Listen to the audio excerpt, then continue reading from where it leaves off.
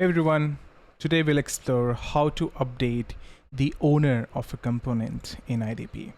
As you know, owner is a team which owns the particular component, which is essentially responsible for it.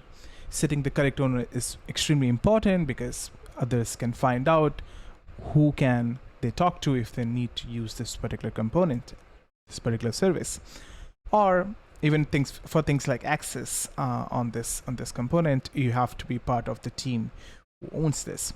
If you've got the own field right, it will show up in your own tab, and then there's a lot of benefit to that. So now let's figure out how do we update the owner. So I will hit on this click button, which is going to take me to the YAML definition where this component is defined.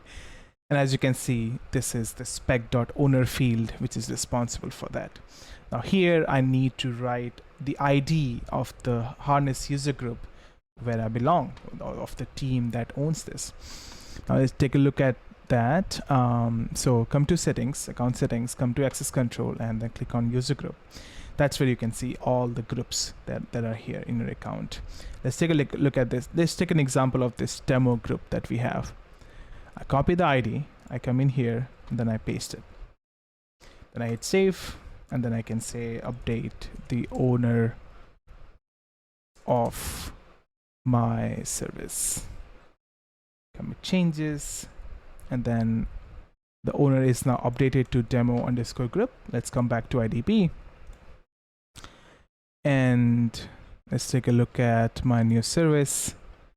Then as you can see, the owner is still team A. So IDP syncs with the Git system that you have on a regular basis, but of course you can anytime come hit this refresh button so that it can automatically fetch the latest YAML and process it.